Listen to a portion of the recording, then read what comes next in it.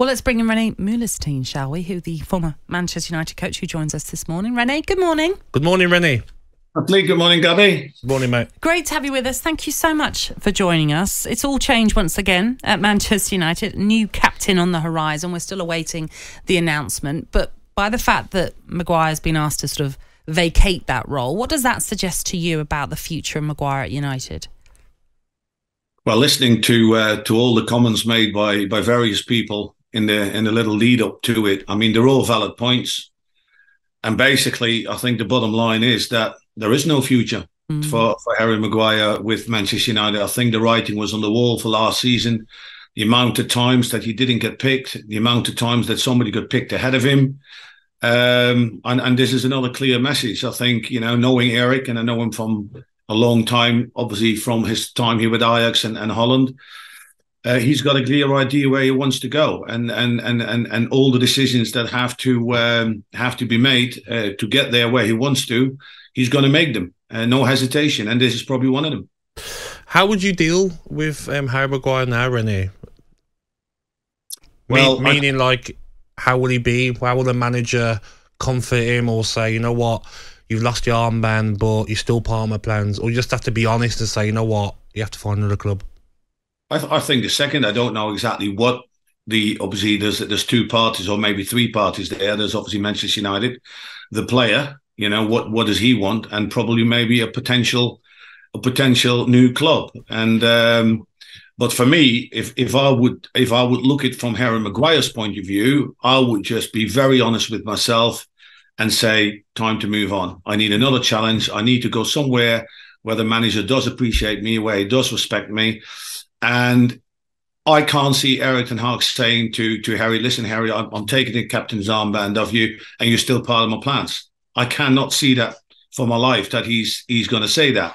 Now, does Man United let Harry go easily? I don't know. There are some rumours with certain clubs, and things have been turned down, but I don't know. But for me, it's very clear as daylight. Harry should look for another challenge somewhere else. Well, so in terms of who could take over as captain, you say obviously Erik Ten Hag from his time in the Netherlands as well. Is there a certain type of player that he would look for as a captain? Yeah, you can see that, because the one that took the captain's armband was Fernandes, and I heard Gabby just before talking about Marcus Rashford, and again, that's a very valid point. Although Marcus is somebody that's most likely not going to play all the games and can be substituted, where Bruno Fernandes plays every game, even if they play in under 12 team, he will be playing.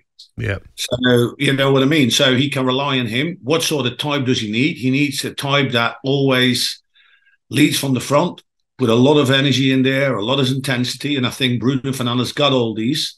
The only thing I hope he works on, because at times we have seen, some petulance with him in his behaviour, and I don't think that fits with a captain with a club as Manchester United. But he can still learn that, I suppose. But that is, I think, why he's given Bruno Fernandes the captain's armband so often this season already, of last season.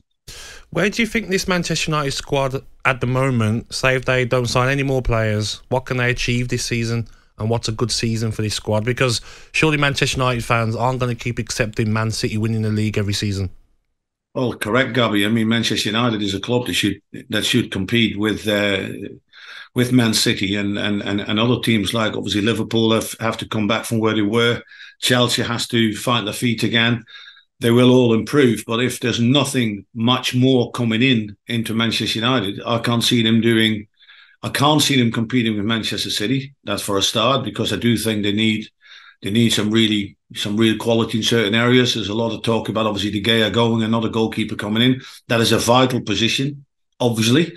If it is Onana, again, Erik knows him from Ajax, a very good goalkeeper, international, but has no Premier League experience yet. And we know, Gabby, how important that is.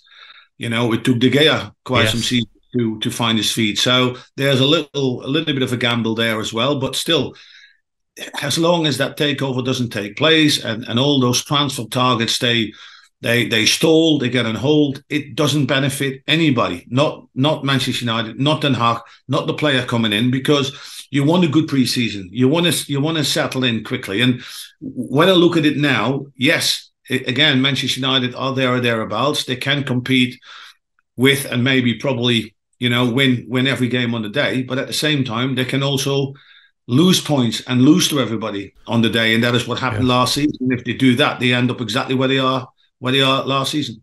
There's talk as well that they do need a number 9, don't they? Manchester United teams of the past that I've grown up watching, look at Cole, York, Van Nistelrooy, Berbatov, Rooney, Tevez. You can't rely on Martial, can you? And also, even if they do bring in a number 9 that can score goals, Anthony's got to improve his second season. Jadon Sancho's got to do better. These players have got to start performing. Martial, if they keep him, he's got to sort his own format as well, doesn't he?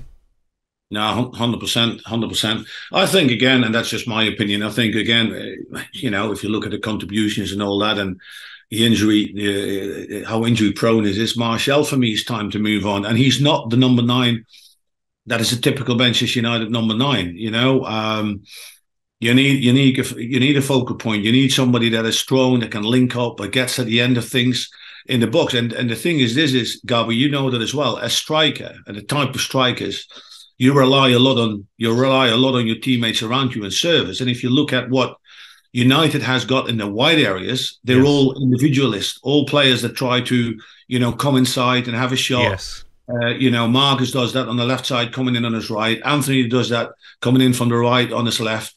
And that doesn't always necessarily help all the strikers, because they have to feed from scraps, rebounds. But really good strikers, they're the ones that with a little through ball or launch them, or, good in the air, making good box runs, that sort of stuff. So that has to be worked on as well.